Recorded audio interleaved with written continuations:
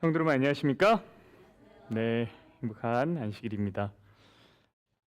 어, 여전히 더운 날씨였는데 여기는 좀 너무 시원해가지고 감기 조심하십시오. 네, 우리는 지난주에 엘리와 그의 자녀들 이야기를 살펴봤습니다. 무너진 중보자 이야기를 보았죠. 우리가 시기하는 것은 언제 시기심이 생긴다 그랬습니까? 우리가 중보자의 사명을 잃어버렸을 때, 그때 우리 시기심이 생긴다 그랬죠. 우리에게 회복되어야 될 사명은 중보자의 사명입니다. 오늘 이제 앉아서 이제 말씀을 정리하면서 이렇게 찬미를 같이 하는데 주여 지난밤 내 꿈에 배웠으니 찬양을 하셨어요? 일부러 선택하신 겁니까? 이 오늘의 내용을 보시고 제가 진짜 너무 탁월한 찬양의 선곡이었다고 생각했습니다. 오늘 잠자던 중에 하나님의 말씀을 음성을 듣게 되는 이 장면이 나오죠. 오늘은 사무엘상 3장의 말씀을 맡은 자라는 제목을 함께 말씀을 나누겠습니다. 여러분 누군가의 물건을 이렇게 맡아본 경험이 있으십니까? 혹은 맡겨본 경험이 있으십니까? 네, 누구에게 물건 맡기시죠? 믿을 만한 사람. 그렇죠? 제가 어디를 나가야 되는 상황이 되었습니다. 예승이를 두고. 그리고 저희 집에 첫째, 둘째, 셋째가 있었습니다. 누구에게 맡기겠을까요? 그렇죠. 적어도 누군 아니에요? 아니, 셋째는 셋째는 아니죠.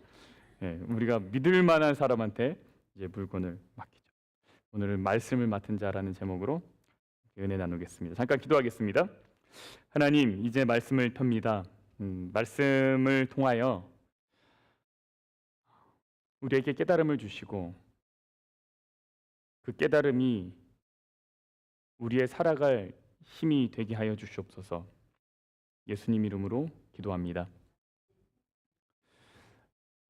엘리와 그의 아들들이 중보자의 사명을 잃어버리고 있을 때 사무엘은 하나님 앞에서 섬기고 있었다라고 이야기를 합니다. 사무엘상 3장 1절입니다. 아이 사무엘이 엘리 앞에서 여호와를 섬길 때 이렇게 얘기하죠. 근데 이때가 어느 때라고 얘기합니까? 이때는 여호와의 말씀이 희귀하여 이상이 흔히 보이지 않았던 때입니다.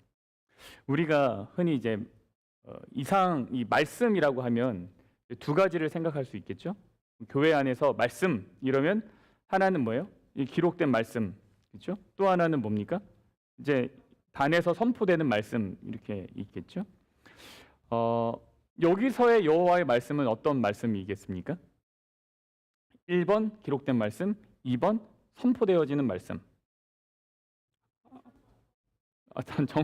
여기 3번 이게 쉽게 넘어가지 않으세요? 3번은 뭐예요? 계시. 하나님 직접 말씀하시는. 슬쩍 넘어가 보려고 했는데 절대 이렇게 넘어가지 않으셨습니다. 세 번째는 뭐예요? 하나님의 선포하시는, 직접 하나님의 음성에서 목소리로 들려지는 그 하나님의 계시, 그렇죠? 이것 말씀이라고 하는데 일단은 이 말씀은 첫 번째 말씀은 아닙니다. 기록된 말씀 아닙니다. 이미 그때 율법책들이 있었죠.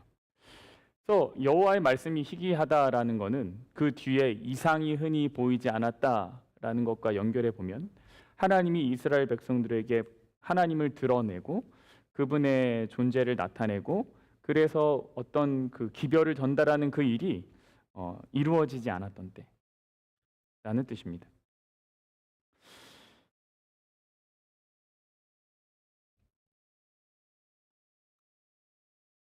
그러니까 이 말씀은 하나님이 백성들에게 이야기하지 않았다.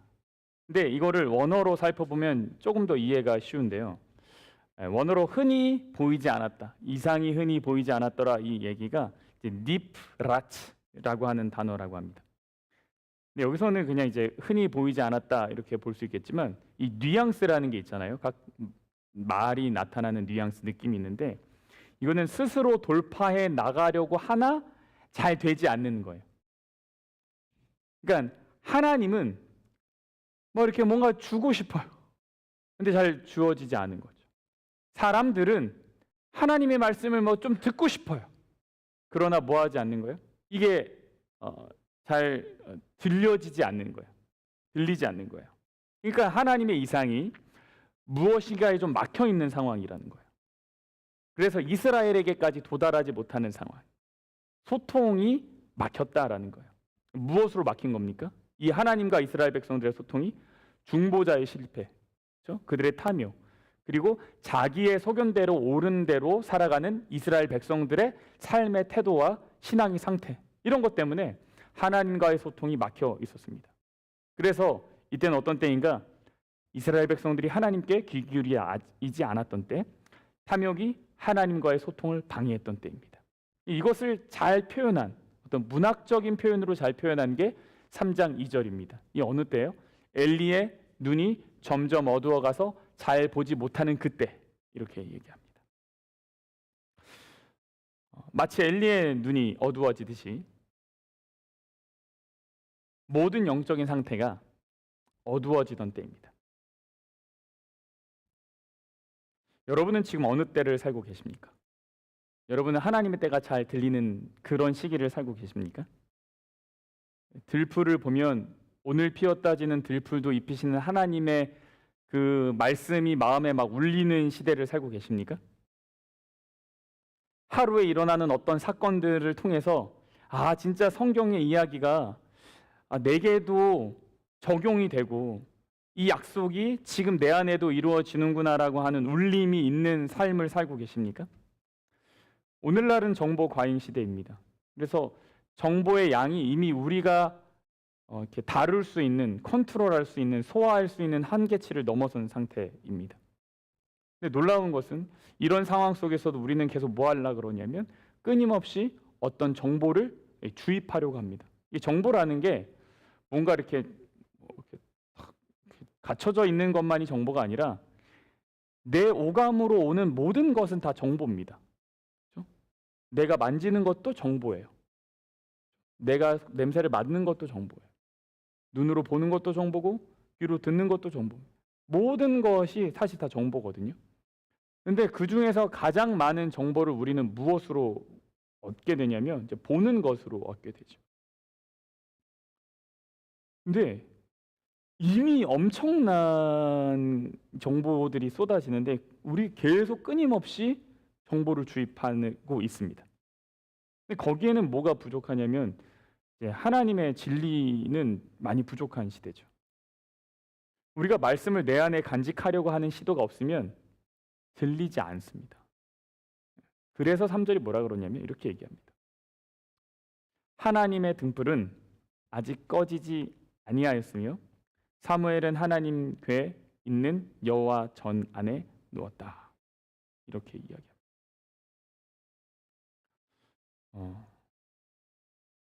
사무엘은 자기에게 들리는 하나님의 음성을 위해서 준비하고 있었습니다.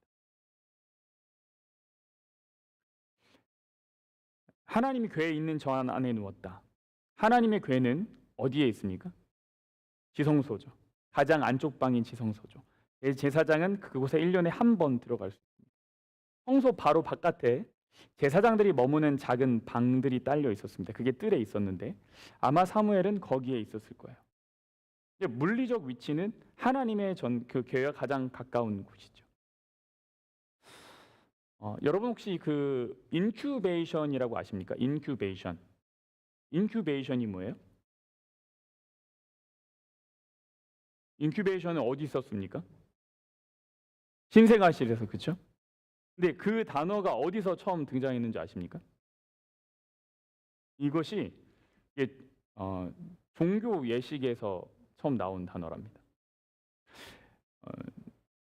종교적으로, 역사적으로 고대 그리스에서 치유나 계시를 얻기 위해서는 신전에서 잠을 자는 의식이 있었습니다.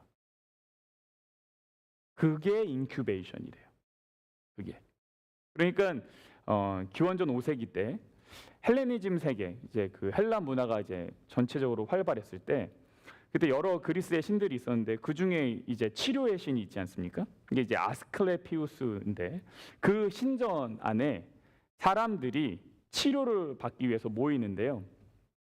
이 신전에서 잠을 자면 꿈속에서 이 신이 나타나 병을 치료해 준다고 믿었다고 합니다.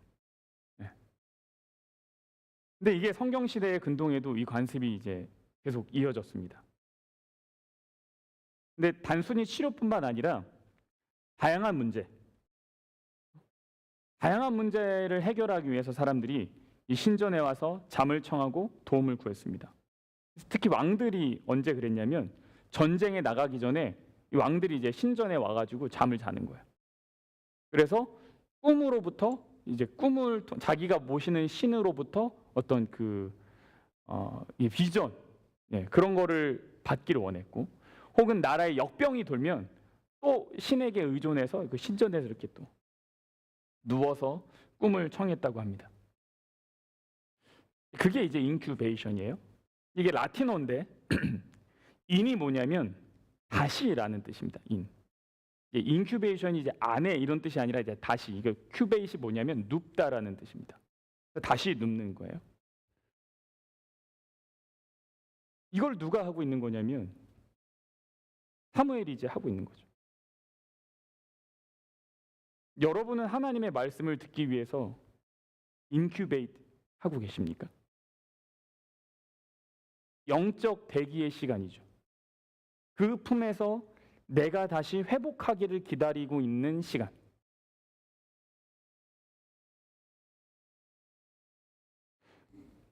요즘 아이들이 가만히 있는 것을 견디지 못합니다.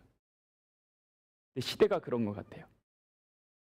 우리 아이들도 가만히 있는 거 굉장히 힘들어합니다. 그래서 제가 종종 얘기해요. 사람은 심심할 줄 알아야 된다. 아빠 너무 심심해. 잘 됐다. 잘 됐다라고. 옛날에는 제가 그걸 해결해 주려고 막 했거든요. 그래서 막 놀아줘야 되고 그랬는데, 아니요, 사람은 심심할 줄 알아야 되는 것 같아요. 그래서 심심하기가 힘드니까 아이들이 새로운 자극을 찾아 떠나죠. 가장 쉬운 게 뭐예요? 이제 핸드폰을 여는 겁니다. 그리고 그 안에서 새로운 자극을 찾아 돌아다니죠. 근데 사람이 심심하잖아요. 그러면 창의적으로 변합니다. 이 심심함의 시간이 조금 힘들지만 시간이 지나면 이 시간들을, 이 심심함과 무료함을 어떻게 극복할까를 생각하고 자기 주변에 있는 것들을 활용하기 시작합니다. 굉장히 창의적으로 변하죠. 여러분, 우리가 진짜 바쁜가요? 제가 가만 보니까 바쁘게 사니까 바쁜 거예요. 바빠서 바쁜 게 아니라요. 내가 바쁘게 사니까 바쁜 거예요. 이것도 하고 저것도 하고 내가 할 거를 다 하려고 하니까 바쁜 거죠. 분주한 중에 내가 보고 싶은 거 봐야 되고 먹고 싶은 거 먹어야 되고 그거를 다 챙기려고 하니까 바쁜 겁니다. 그래서 뭐가 정말 필요하냐면 시간을 확보하는 것이 정말 중요합니다. 어떤 시간이요? 인큐베이트 하는 시간이요. 예배의 시간이요. 내가 다시 하나님 안에 눕는 시간이요. 그리고 그 안에서 좀 기다리는 시간이요. 인큐베이트는 주사가 아니잖아요. 그렇죠? 그러니까 주사는 저는 진짜 주사 효과를 이렇게 잘 경험한 적이 있는데 열이 나서 주사 맞으면 이제 뚝 떨어지더라고요. 약 먹을 땐 좀 더딘 것 같은데 한국에서 이제 엉덩이 주사 딱 맞으니까 진짜 언제 그랬냐는 듯이 뚝 떨어져요. 근데 하나님의 말씀은 때로는 우리에게 주사 같을 수도 있지만 그렇지 않을 때가 훨씬 많습니다. 인큐베이트죠. 사무엘이 성전에 누워 있습니다. 근데 어떻게 보면 이거 잘못된 거예요. 사실 그 자리에 누가 누워 있었어야 될까요? 엘리가 누워 있었어야 됩니다. 근데 사무엘이 누워 있죠. 그런데 3장 3절은 이렇게 얘기합니다. 하나님의 등불은 뭐 하지 않았습니까? 꺼지지 않았어요. 어떻게 해요? 앞에 단어가 있습니다. 아직 꺼지지 않았다. 아직 꺼지지 않았다. 이게 이제 되게 중요합니다. 하나님의 등불이 의미하는 게 뭡니까? 빛, 그렇죠? 근데 성전 안에서 하나님의 등불이라고 하면 직접적으로 이것이 가르치는 것이 뭡니까? 촛대죠, 촛대. 성전의 등불, 7촛대죠. 근데 이것이 아직 꺼지지 않았다라는 얘기가 뭐예요? 이건 거의 꺼져가고 있었다, 이런 얘기예요. 그러니까 다시 말하면 불을 가는 시기가 되었다라는 뜻이죠. 레위기에 보면 이 성전에 불을 끄면 됩니까, 안 됩니까? 꺼지지 않도록 아침 저녁으로 제사장이 뭐예요? 가서 트림해가지고, 그렇죠? 그 불 7개를 이제 잘 비추고 있어야 돼요. 근데 이제 아침에 한번, 저녁에 한번, 이른 새벽에 한번, 저녁에 한번 이렇게 하는데 아직 꺼지지 않았다. 새벽이죠. 가장 추운데. 그러나 성경은 뭐라 그러냐면 아직 꺼진 것은 아니다, 이렇게 얘기합니다. 이스라엘 민족에게 아직 희망이 남았다라는 뜻입니다. 근데 그때 음성이 그 전 안에 있는 사무엘에게 들려오는 거죠. 그때 아직 꺼지지 않았을 때, 하나님이 이스라엘 백성들을 아직 놓지 않았을 때, 모든 소통이 막혀 있어 보이지만 그러나 하나님의 기대는 아직 꺼지지 않았을 때. 3장 전체의 구조를 보면 좀 독특한 게 좀 발견되는 게 이것입니다. 이제 이거를 이제 한국말로는 교차대구법이라고 얘기하고, 그 다음에 뭐 신학자들은 이제 카이아즘이라고 얘기하는데, 이게 이제 이렇게 위에 아래 매치되고 중간 매치되고 이렇게 끝에 매치되고 이렇게 해가지고 이게 짝을 이루는 모습입니다. 근데 처음에 보니까 아이 사무엘이 엘리야 앞에서 여호와를 섬길 때에는 여호와의 말씀이 희귀하여 이상이 흔히 보이지 않았더라, 이렇게 나와 있는데요. 이 후반부에 가면, 3장 후반부에 가면 이상이 흔히 보이지 않았다가 반전이죠. 바뀌죠, 완전히. 여호와께서 실로에서 다시 나타나셨고, 여호와의 말씀이 희귀했었는데 여호와의 말씀이 사무엘에게 나타나고요. 사무엘이 엘리 앞에서 여호와를 섬길 때에서 온 이스라엘 앞에서 섬길 때로 이제 바뀌죠. 그래서 하나님의 말씀이 사무엘에게 맡겨졌다라는 것이 굉장히 부각이 되면서 사무엘이 이스라엘의 역사의 중심부로 나타나게 됩니다. 여러분, 사무엘이랑 엘리는 같은 공간에 있었습니다. 그런데 말씀이 엘리에게는 들리지 않고 사무엘에게는 들립니다. 왜 그랬을까요? 왜 사무엘에게는 들렸을까요? 우리가 잘 알다시피 하나님이 사무엘을 부르십니다. 사무엘아, 사무엘이 무슨 소리지? 하고 엘리 제사장이 부르나 보다 하고 엘리한테 가서 저 부르셨어요? 그렇게 얘기했더니 엘리가 뭐라 그래요? 나 안 불렀다, 가서 자라. 이거를 몇 번 반복하냐면 3번 반복합니다. 그리고 3번째가 되어서야 엘리가 하나님이 사무엘에게 말씀하시는 것 같다라는 거를 이제 딱 깨닫죠. 왜 성경은 3번이나 부르시는 하나님의 모습을 기록할까요? 3번 모두 하나님은 사무엘에게서 합당한 응답을 듣지 못합니다. 그러니까 대답하지 못해요, 사무엘이. 그럼에도 하나님이 계속 부르십니다. 왜 그러냐면 아직 꺼지지 않았기 때문이죠. 4번째 부르셨어요. 여호와께서 임하여서서 전과 같이 사무엘아 사무엘아 부르시는지라. 사무엘이 이르되 말씀하옵소서, 주의 종이 듣겠나이다 하니. 사무엘이 뭐라 그랬습니까? 주의 종이 듣겠나이다, 이렇게 얘기했습니다. 하나님의 말씀은 예, 듣겠습니다 하는 사람들에게 주어지죠. 이게 엘리와 사무엘의 가장 큰 차이라고 할 수 있습니다. 주저주저 하는 사람에게는 들리지가 않습니다. 그래서 제가 말씀을 읽으면서 사무엘의 어떠한 특징이 하나님의 말씀을 듣게 하였는가라고 하는 궁금증을 가지고 다시 말씀을 읽었습니다. 아, 예, 듣겠습니다 하는 사람에게 들리는구나. 또 어떤 다른 특징이 있을까? 말씀이 들리는 사람은 제가 발견했을까요? 못 발견했을까요?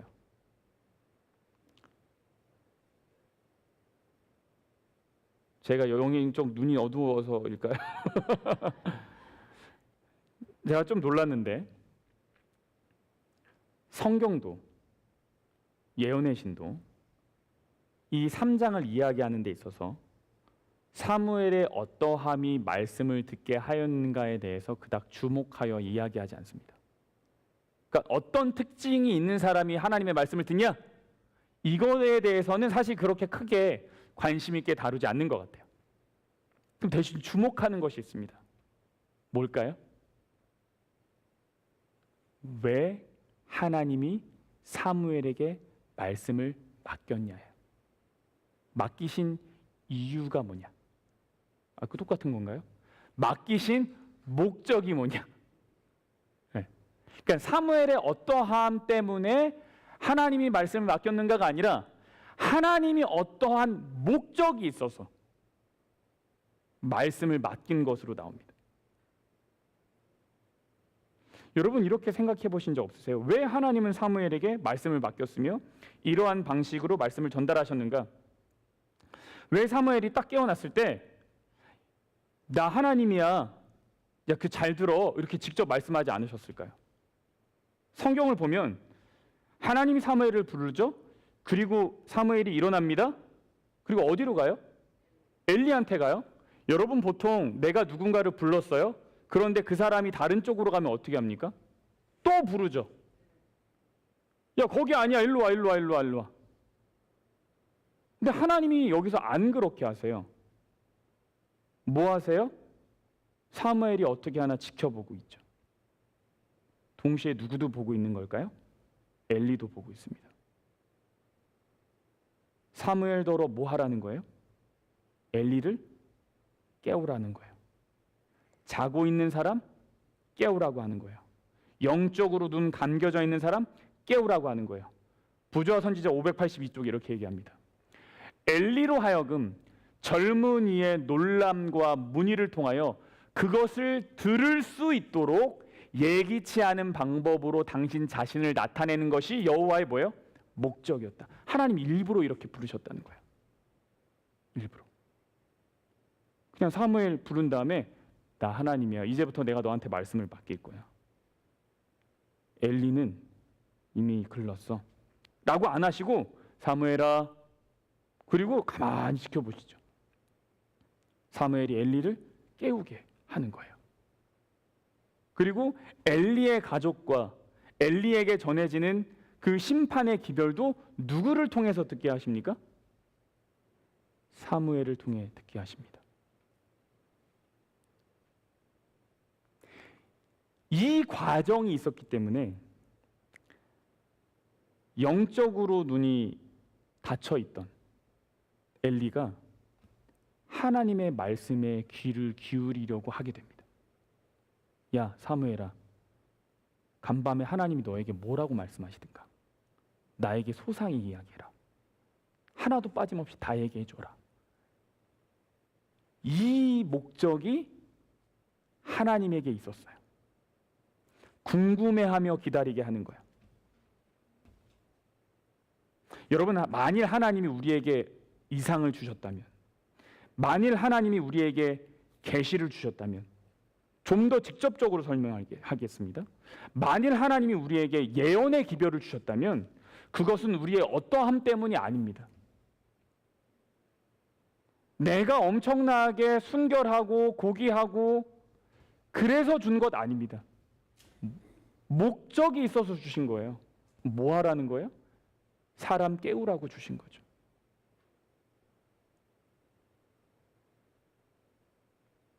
우리의 믿음의 충정 때문에 제7일 안식일을 예수재림 교인으로 살아가게 되는 것이 아니에요. 우리의 어떠함 때문에 마지막 기별이 주어진 것도 아니에요. 근데 우리는 종종 여기에 너무 사로잡혀 있죠. 예수의 증거와 하나님의 계명. 우리는 이걸 알아. 그리고 꽤 괜찮은 마치 산 믿음의 증거인 양 이야기할 때가 있죠. 어떤 때 보면 요즘은 뭐 그것도 아닌 것 같을 때가 있습니다만 성경이 이야기합니다. 하나님이 이상을 주신 이유는 우리의 어떠함 때문이 아니라 분명한 목적이 있기 때문입니다. 깨우라고 하는 목적, 전하라고 하는 목적이죠. 근데 제가 특별히 주목한 건 뭐냐면 사무엘이 엘리를 깨웠다는 거예요. 엘리가 사무엘을 깨운 게 아니라 사무엘이 엘리를 깨웠어요. 그러니까 뭐냐면 젊은 세대가 기성 세대를 깨운 거죠. 깨운 거죠. 근데 하나님이 원하시는 건 이거라고 생각합니다. 젊은 세대가 일어나야 됩니다. 우리 아이들이 일어나야 되죠. 우리 젊은 집사님들이 일어나야 됩니다. 우리의 믿음이 우리 기성 교인들을 흔들어야 되죠.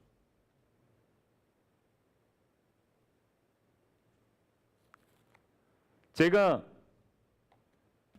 36고등학교에서 학생전도사 하던 시절이었습니다. 이제 막 전도사로 부임을 했는데 정말 막 믿음에 불타고 있는 아이들이 보이는 거예요.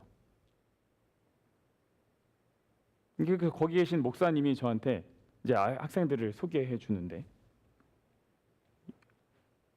이 친구들이 뭘 했냐면 제가 부임하기 전에 학교 게시판 벽보에다가 우리 이렇게 살면 안 된다고 대자보를 만들어서 붙인 거예요. 여러분은 깨어 있습니까? 학생이요. 그 고등학생이 저희 아이들 같은 애들이 자기 학교에다가 그걸 붙인 거예요.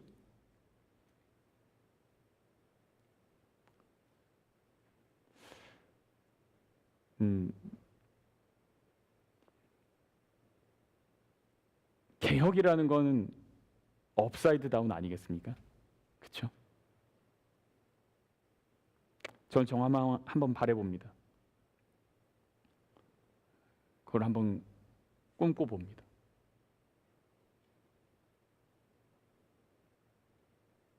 우리 아이들의 변화가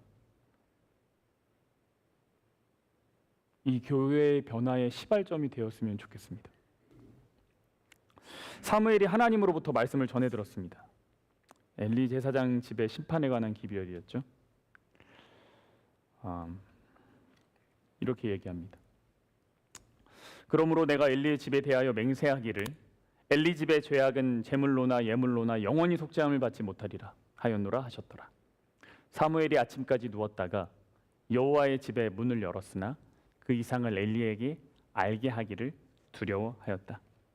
근데 이 15절의 시작이 되게 흥미롭습니다. 참 재밌는데 사무엘이 아침까지 누웠다. 여기에 이제 말씀을 맡은 자가 무엇을 해야 하는지 보다 분명하게 이야기 속에서 좀 알려주는데요.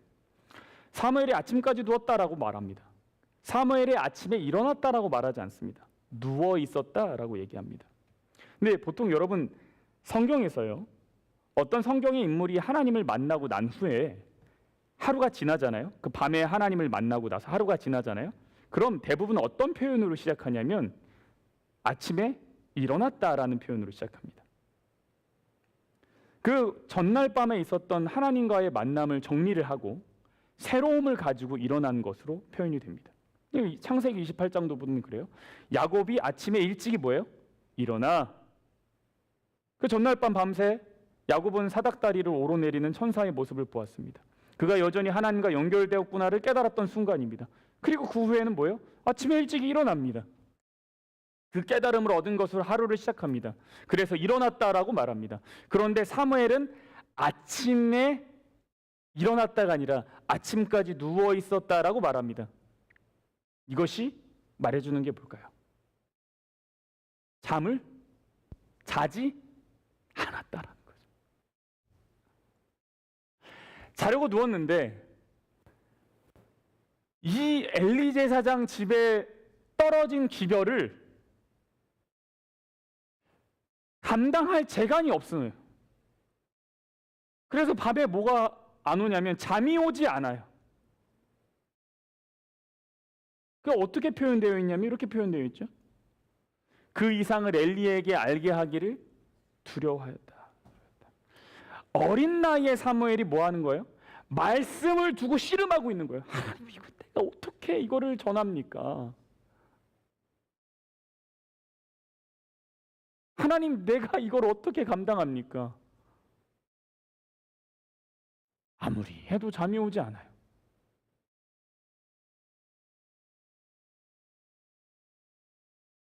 말씀을 두고 씨름하신 적이 있으십니까? 말씀을 두고 잠이 솔솔 오죠. 잠이 안 올 때는 뭐 해라? 성경을 읽어라. 우리 이제 잠이 안 올 때는 성경을 읽어라.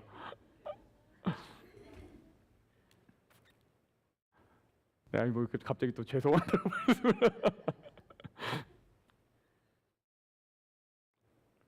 여러분, 예수님이 제자들에게 예루살렘의 멸망과 종말 사건을 겹쳐서 설명을 하셨습니다.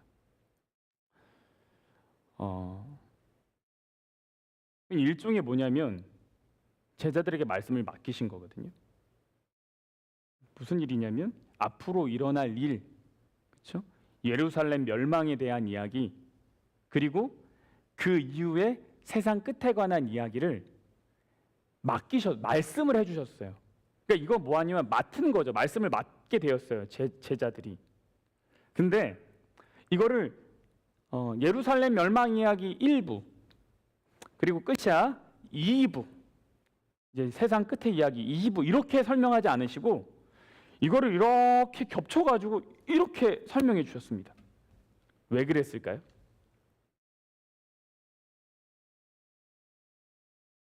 시대의 소망은 이렇게 이야기합니다. 만일 예수께서 당신께서 보신 대로 장래에 일어날 사건들을 제자들에게 공개하셨다면 그들은 그 광경을 뭐예요? 견딜 수 없었을 것이다. 그들에게 자비를 베풀어 그분은 두 큰 위기를 섞어서 설명하시고 제자들이 스스로 그 뜻을 뭐 하도록 하셨어요? 연구하도록 하셨다. 왜 겹쳐서 설명하셨냐면 두 가지 이유가 나옵니다. 첫 번째, 제자들이 너무 놀라서 자빠질까 봐, 감당 안 될까 봐. 두 번째는 뭐예요? 스스로 연구하라고. 이거 두고 씨름하라고. 그럼 예언이라는 건 뭐냐면 스스로 연구하는 사람들이 점점 깨달아가는 게 예언이라는 거예요. 누가 다 포장 베껴가지고 아 해봐 입에 쏙 넣어주면 머리에 하나도 안 남죠. 스스로 연구할 수 있도록 하셨대요. 우리는 스스로 연구 안 하려고 하죠. 떠 먹여줄 때까지 기다리죠. 요즘은 그것도 안 하려고 하죠.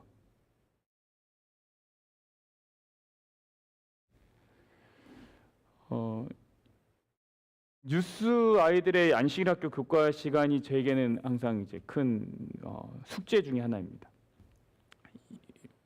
우리 엘리사가 정말 헌신하고 이제 점점 더 이제 더 잘해 하고 있고 지금도 잘 해왔지만 그럼에도 이제 더 깊은 단계로 그리고 아이들이 정말 즐겁게 정말 하나님을 만나는 시간, 이 안식일학교 시간에 어떻게 하면 좀 즐겁고 더 참여하면서 이렇게 좋을 수 있을까? 그러다가 이제 교과 공부를 새롭게 시작했습니다. 근데 이 교과는 활동 위주로 되어 있어요. 교과 시간에 이제 그 티처스 가이드를 딱 보면 되게 디테일하게 되어 있습니다. 음악을 준비하세요. 환영하는 음악을 준비하세요. 교사가 해야 되는 일이에요.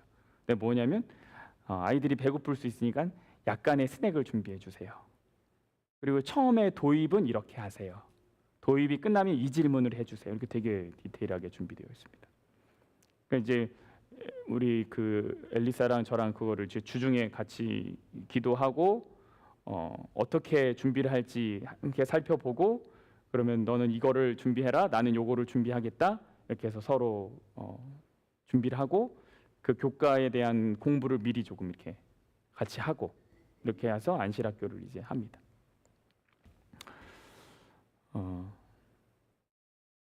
지난주에 처음 했는데 끝나자마자 저희 둘째가 이러는 거예요. 아빠, 새해 교과 너무 좋아. 너무 재밌어. 이렇게 얘기하더라고요. 왜냐하면 이제 뭔가 활동이 있으니까 훨씬 재밌다고 하는 거예요. 근데 이 교과 시간을 잘 하려면 반드시 해야 되는 게 있습니다. 이게 필수예요. 이걸 안 하면 그 교과는 운영되지가 않아요. 그게 뭐냐면 반드시 해야 될 건 주중에 스스로 말씀을 읽어와야 돼요. 읽어와서 무슨 내용인지를 알아야지 활동을 할 수 있어요. 여러 가지 활동을 합니다. 근데 지난주엔 뭐 캠페인을 했어요. 서로 막 해서 데이빗을 왕으로 해서 막 약간 선거 운동 같은 거 막 했거든요.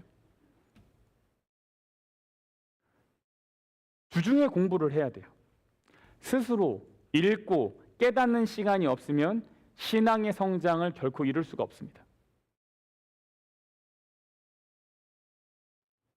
디지털 시대에 어떻게 말씀을 깊이 연구할 것인가? 방법이 뭘까요? 읽어야죠. 일단 읽어야죠. 다른 사람이 전해주는 것 아니고요. 내가 읽고, 내가 느끼고, 내가 물어보고, 내가 정리해야 됩니다. 그것을 가지고 곰곰이 씨름해야 됩니다. 연구해야 됩니다. 이게 뭐예요? 인큐베이션이죠. 나만의 인큐베이션으로 들어가야 돼요. 그리고 뭐 해야 되는 줄 아십니까?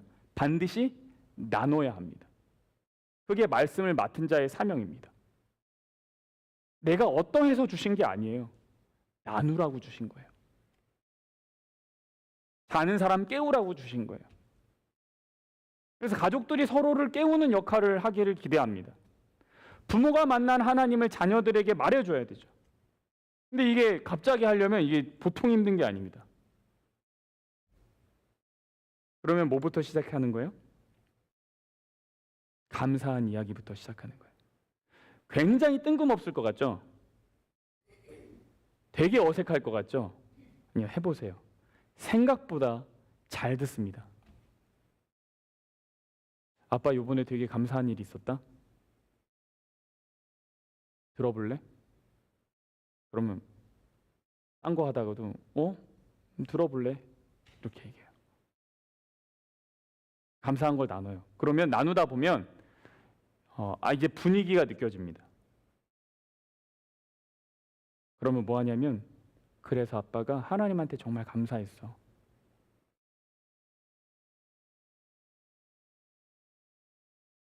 나누는 거죠. 부부 사이에서도, 부모와 자녀 사이에서도, 내 이웃에게서도.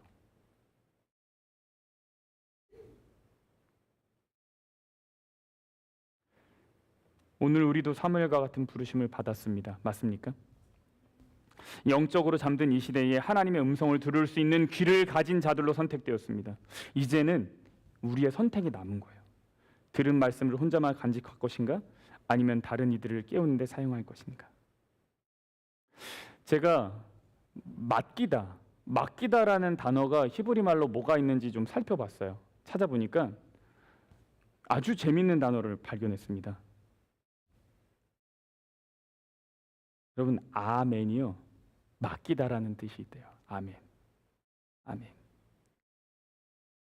이게 맡긴다라는 것은 신뢰함, 믿음, 이게 이제 연결되어 있잖아요.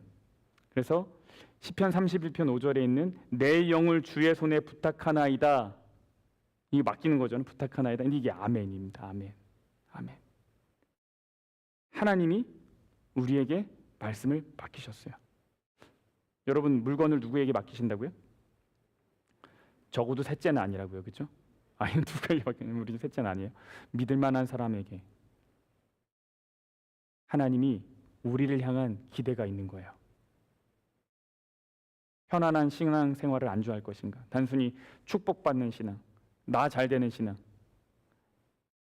그래서 우리 가족 좋아지는 신앙에 안주할 것인가? 아니면 정말로 어두운 세상에 등불을 밝히는 역할을 위해서 내가 기도하고 고민하고 씨름할 것인가? 여러분, 하나님의 등불은 아직 꺼지지 않았습니다. 그 빛이 우리를 통해 나누어지게 되기를 간절히 바라면서 말씀을 마치겠습니다. 우리 들으신 말씀을 생각하면서 약간 개인적으로 기도하는 시간 갖겠습니다.